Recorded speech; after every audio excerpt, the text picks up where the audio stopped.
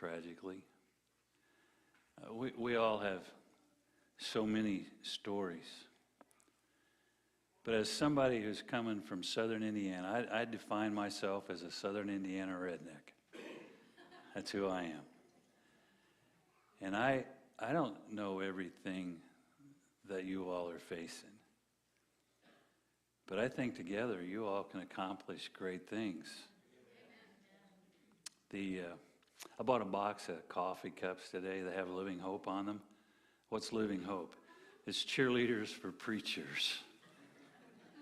I'm a cheerleader for a preacher. I know I don't look like a cheerleader, but I am one. Yesterday morning, I talked with a preacher in Alabama. Good talk. Yesterday afternoon, I talked with a preacher in Kentucky whose wife had just been diagnosed with breast cancer. 12 o'clock yesterday, I talked with a friend who's struggling with whether to leave where he is and go to another place or stay.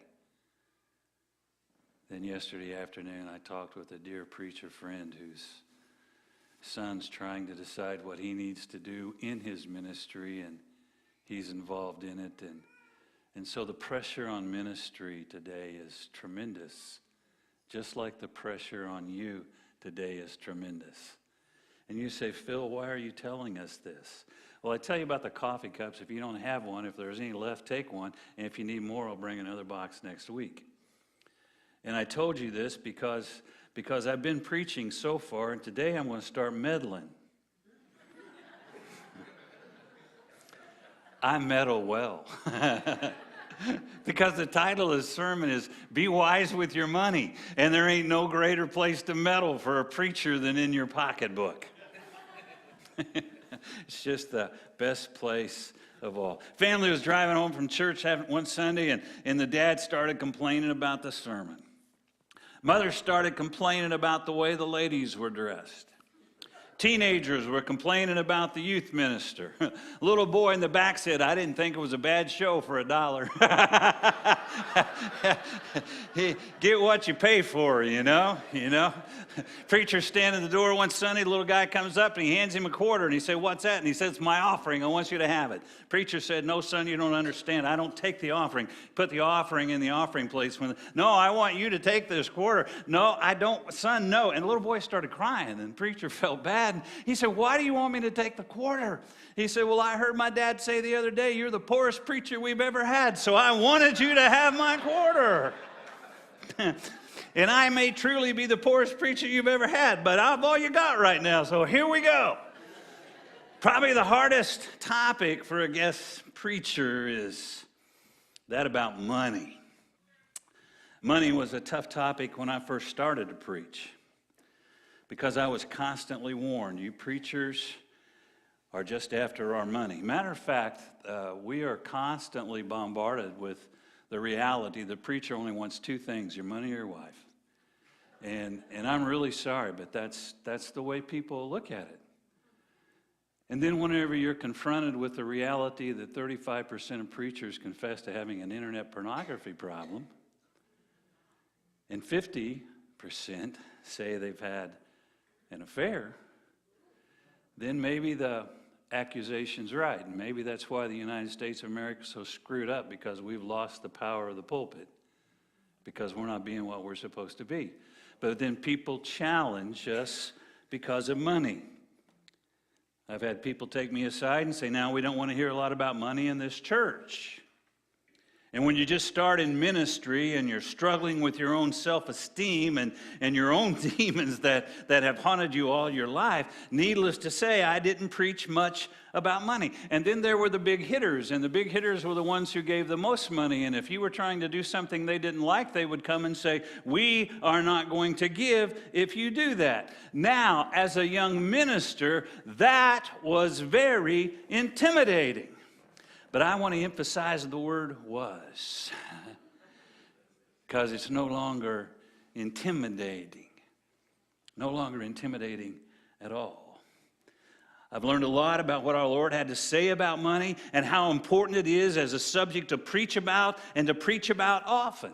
Jesus had more to say about money than any other subject in the Bible. He said more about money than he did about worship, about obedience, about heaven, even about love. He said that the way we handle our money determines the course of our life. Larry Burkett once said, our finances are either under God's authority or Satan's. It's either one or the other, period. And I got to tell you, I love to preach about money because the generous smile and the stingy squirm. So if the person sitting next to you squirming a lot, they're probably stingy. King Solomon had a great deal to say about the wise use of money. Such is the end of all who go after ill-gotten gain. It takes away the lives of those who get it. Proverbs 3:9, honor the Lord with your wealth, with the first fruits of all your crops, and your barns will be filled to overflowing, and your vats will brim over with new wine. Proverbs 10:16, the wages of the righteous bring them life, but the income of the wicked brings them punishment. Proverbs 11:1, the Lord abhors dishonest scales, but accurate weights are his delight. Lady went into the market one day. She wanted a chicken. The meat market guy went back, got a chicken, laid it on the scale, and she said it's not big enough. He went back in. He didn't have any more chickens. So he brought the same one out, and when he put it on the scale, he put his thumb on the scale. And she said, that's great. I'll take them both. Okay, you think about it, and it'll come to you. There was only one chicken. Never mind. Proverbs 11:25, a generous man will prosper. He who refreshes others will himself be refreshed. Proverbs 19:17, he who is kind to the poor lends to the Lord, and he will reward him for what he has done. Proverbs 22:1, a good name is more desirable than great riches. To be esteemed better than silver or gold. Proverbs 22:7, the rich will rule over the poor, and the borrower is servant to the lender. Proverbs 23:4 and 5, do not wear yourself out to get rich, but have the wisdom to show restraint. Cast but a glance at riches, and they are gone, for they will surely sprout wings and fly off to the sky like an eagle. Proverbs 28:22, a stingy man is eager to get rich and is unaware that poverty awaits him. I want to look at just 4 things. Number 1, to be wise with our money, we must serve the right master. To be wise with our money, we must serve the right master. Proverbs 22:4, humility and the fear of the Lord bring wealth and honor and life. Jesus of Nazareth said it this way, no one can serve 2 masters, for either he'll love the one and hate the other, or he'll be devoted to one and despise the other. You cannot serve both God and money. You ever heard of Hetty Green? Hetty Green's existence was so meager she lived off of cold oatmeal because she had nothing in her house with which to eat it. Her son had to have his leg amputated because she couldn't find a free medical clinic to treat him. But when she died in 1916, 4 tiny scrapes of soap were found in an old tin dish in her home. Just another example of her lack of possessions. You might be tempted to think that her existence was a tragic example of poverty. But when Henrietta Howland Green died in 1916, she had an estate estimated at $95 million. In one bank account alone, she had $31 million. All those resources wasted. I'm not sure if she was mentally ill or paranoid or just selfish, but I'm sure of one thing, she was serving the wrong master. Joan Rivers, you remember her? Joan Rivers said, money isn't everything, but it's way ahead of whatever's second on the list. And that's kind of the way we look at it. Jesus said no one can serve 2 masters. Why? Because you're going to love the one and you're going to hate the other. You're going to be devoted to one, and you're going to despise the other. And whenever you try to serve two masters, you're always going to be conflicted about what you're supposed to do in life. And just now I started thinking, maybe that's the reason we're so confused in the way we're supposed to live. We can't decide who we're really serving in this life. So I guess the question for Phil to answer, who's master of your life?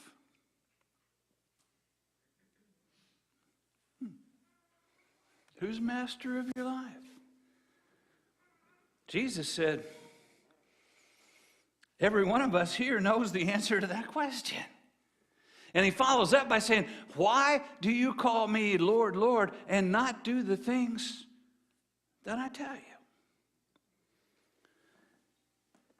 Well, you need to know, preacher, that money is not my God. That's good to hear. Let me ask you some questions. How much time do you spend making money, and how much time do you spend serving God? How much trust do you put in God every day, and how much do you depend on your checkbook? When we balance our checkbook, who gets the glory? You see, we all have to make a choice. I love this little story. It doesn't have anything to do with anything, but I really like it because it brings my mind to attention. Pilot to tower, pilot to tower. He's in one of those little planes. I am 300 miles from land, 600 feet over water, and running out of fuel. Please instruct. Pilot to tower. Tower to pilot. Repeat after me. Our Father, which art in heaven, hallowed be thy. I think that's good. It has nothing to do with anything. I just like it. To be wise with our money, we got to serve the right master. Number 2, to be wise with our money, we must share the blessings of returning to the Lord. Now, I really like this one. Honor the Lord with your wealth, with the first fruits of your crops. Then your barns will be filled to overflowing, and your vats will brim over with new wine. Numbers 18:29. You must present as the Lord's portion the best and holiest part of everything given to you. Is that what you brought today? Malachi 3:10, bring the whole tithe into the storehouse, that there may be food in my house. Test me in this, says the Lord Almighty, and see if I will not throw open the floodgates of heaven and pour out so much blessing that you will not have enough room for it. 1 Corinthians 16:2, on the first day of the week, each of you should set aside a sum of money and keep him with his income, saving it up so that when I come, no collection will have to be made. Joel Belt said most evangelical Christians in America could double their giving and still fall short of the tithe. God instructed his people in the Old Testament to consider the starting point of their giving. It's getting awful quiet in here. I'm not exactly sure why. The reality today, the average believer gives 2.8% of after-tax income to the Lord's work. 2.8% is not even close to a tithe, let alone a love offering. I go to churches and people say, we're struggling, we just don't have any money. You got all the money you need. It just happens to be in everybody's pockets. And I'm telling you. Will a man rob God, Malachi said? Yes, you rob me, but you ask, how do we rob you? In tithes and offerings. You're under a curse. You're under a curse. Why? The whole nation. Because you're robbing me. Are you guilty of robbing God? Am I guilty of robbing God? Have you ever wondered what blessings we've missed out on because we're robbing God? Hey, preacher, I don't rob God. Are you a tither? Well, no, I'm not into that yet. Then you're robbing God. Yes. Just take your yearly church budget, and the leaders are in here. Take your yearly church budget, multiply it by 6, and then answer the question, you got enough money? Sure you do. Because we're 6% short across the board. Why? Because we don't give like we're supposed to. Why? Because we've gotten by with it. We've robbed God, and we don't think God's going to call an accounting. But guess what? He is. Say, Phil, you have no idea where I am financially. You're exactly right. But I do know what God calls of all of us. 1 Timothy 6:17 from the Message says this, tell those rich in this world's wealth to quit being so full of themselves and so obsessed with money, which is here today and gone tomorrow. Tell them to go after God, who piles on all the riches we could ever imagine. My first church, I've had 4 churches. I've gone back to 3 of them and apologized because I was such a pitiful individual as a preacher. I was so dysfunctional and I was so crazy. I made so many mistakes. Now, the last one I didn't go back to apologize because I pretty well I was doing okay with that one. I was doing okay. But the first three, I've been back and I apologize. But in our first church, there was a couple, and boy, I didn't know how to respond, and they didn't know how to respond to me. But he would come by and he'd pull out a wad of money and he'd say, "That's what it's all about, preacher." And man, I was just barely making it. One day his wife came in and she had on a mink stole, and she walked on. I know this is terrible. I'm sorry. I shouldn't repeat it, but they're both dead, so nobody will know. And she said, "Touch it, preacher. It's the real thing." And I looked at her and said, 1 out of 2 ain't bad. She didn't get it either. But it's not about stuff. Anybody here got more stuff you know what to do with? Gosh, yes. So what do you start doing? You start giving it away. Well, Phil, I just don't know if I can tithe. The First Christian Church of Owasso, Oklahoma made an offer to its people. Here's the offer. Try tithing for 90 days, and if you're not blessed, the church will refund your money. Now that's bold, but God guarantees to be proven faithful. In fact, I'll make a guarantee for you. If you will try tithing for 90 days, if you don't like it, then you call the church at Owasso, Oklahoma, and they'll give you your money back. We ain't giving you your money back. We want to keep it. Yeah. We're going to keep it, yeah. Moreover, when God gives any man wealth and possessions and enables him to enjoy them, to accept his lot and to be happy in his work, this is a gift of God. He seldom reflects on the days of his life because God keeps him occupied with gladness of heart. To be wise with our money, we got to share the blessings of returning to the Lord. Number 3, to be wise with our money, we must stay away from greed at all costs. Proverbs 1:19, such is the end of all who go after ill-gotten gain. It takes away the lives of those who get it. Proverbs 28:22, a stingy man is eager to get rich and is unaware that poverty awaits him. Proverbs 21:20, in the house of the wise are stores of choice food and oil, but a foolish man devours all he has. Proverbs 27:20, death and destruction are never satisfied, neither are the eyes of a man. Proverbs 23:4 and 5. Do not wear yourself out to get rich. Have the wisdom to show restraint. Cast but a glance at riches and they are gone, for they will surely sprout wings and fly off to the sky like an eagle. Ecclesiastes 5:10. Whoever loves money never has enough money. John D. Rockefeller. How much is enough? Just a little bit more.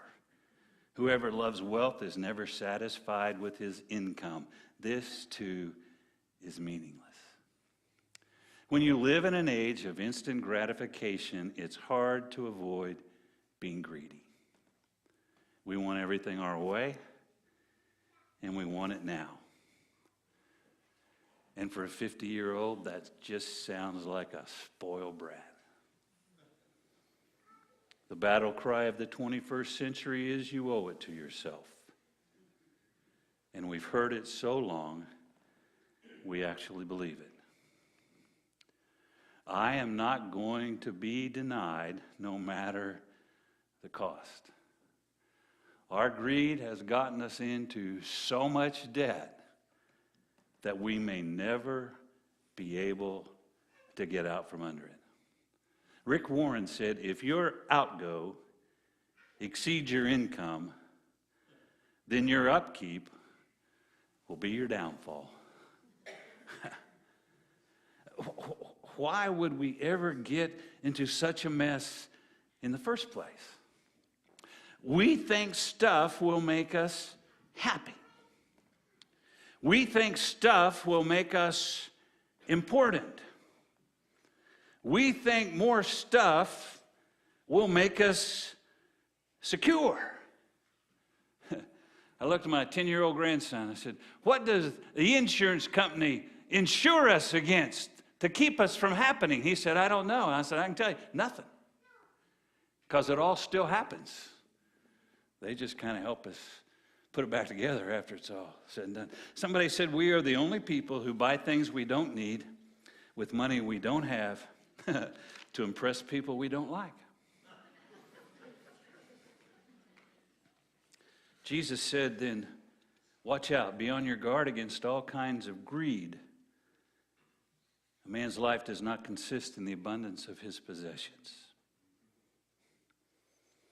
Greed creates pressures that we struggle to overcome. The pressures faced to repay debt, the pain of damaged relationships, and the possible anguish of losing everything. Charles Banning said you could have all the gold in this world and you still couldn't buy a true friend, character, peace of mind, a clear conscience, or a sense of eternity. And so we sit back and say, but I am not a greedy person. Is there any test that we can take to find out whether we're greedy or not? Glad you asked. Do you have possessions you couldn't live without? Am I the only one that has possessions I couldn't live without? Who's the most valuable person in your life? How would you feel if everything you owned was destroyed before you got home today? What'd Job say? You know Job, Old Testament? What'd Job say? The Lord giveth and the Lord taketh away. Blessed be the name of the Lord. Yeah. What do you cherish most in this life? Now, here's the tough one. Will you easily skip church but never miss work? One man said, I've never witnessed a hearse pulling a U-Haul.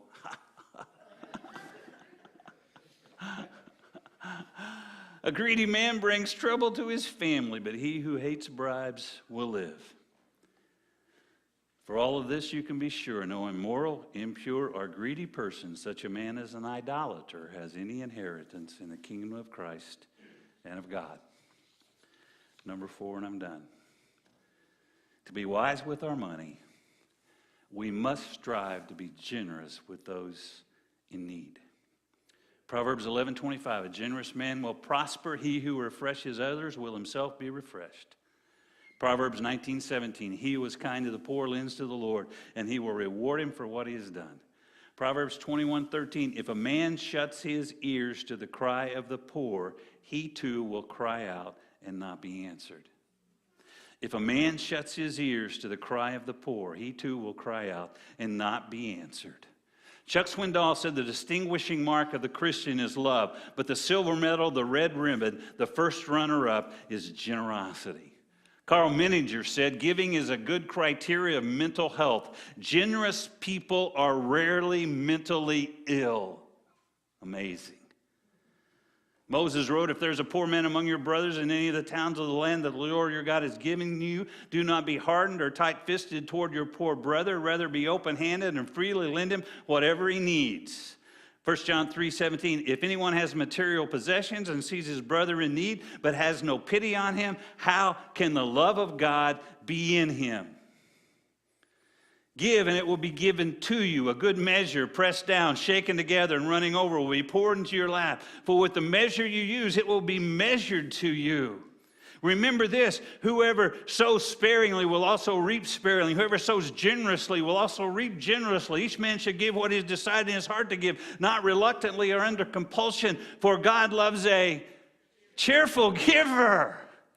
Do you give cheerfully? My elders took me aside one time because I told people, I said, you brought money today, you put money in the offering plate, and you didn't really want to do it. You get it and take it with you before you leave because we don't need it. They said, Kevin said, you're crazy. I said, one of us is, but I don't think it's me. I don't think it's me. I need to give. I've got to give. I have to give. Because the Lord's pulling it from me. No, because of what the Lord has given to me. There was a little girl who was getting restless as the preacher droned on and on. You're thinking, there is a little girl. She's sitting right next to me right now. I'm almost done. She leaned over to her mom and she whispered, Mommy, if we give him the money now, will he let us go home?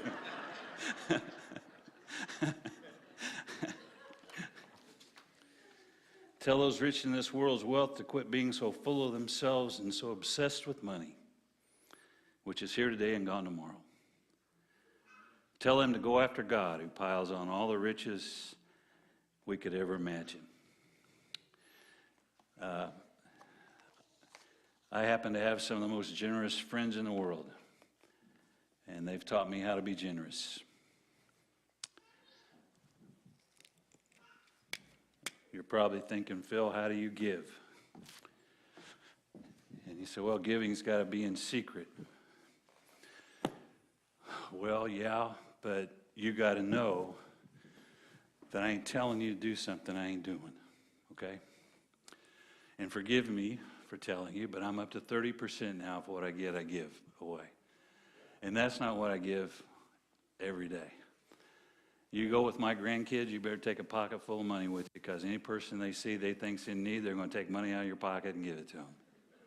And that's quite all right, because that's what I want them to do.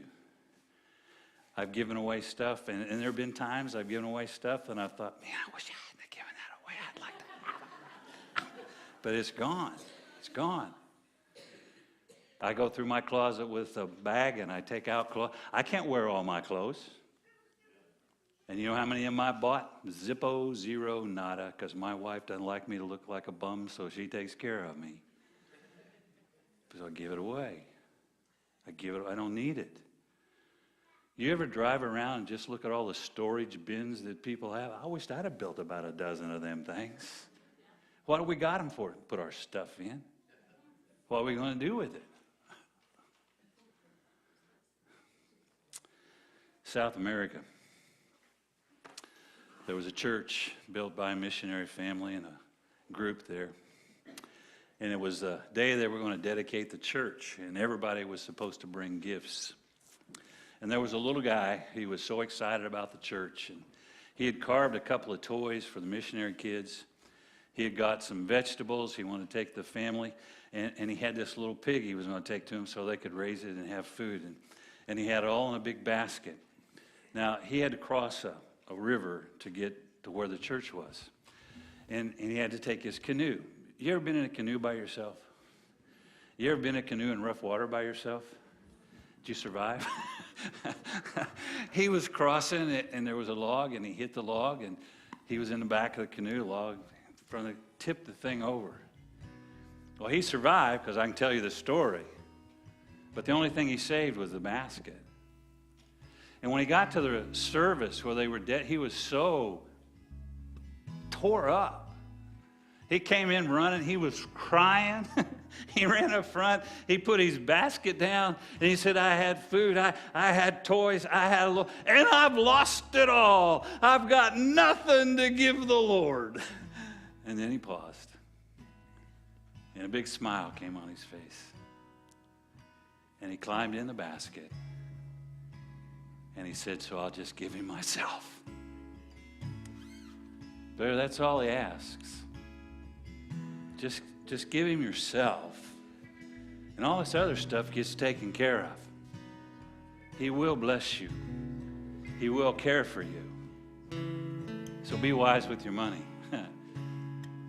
Give it to the Lord after you give your life to him. Let's stand. Let's sing. If you need the Lord today, please come.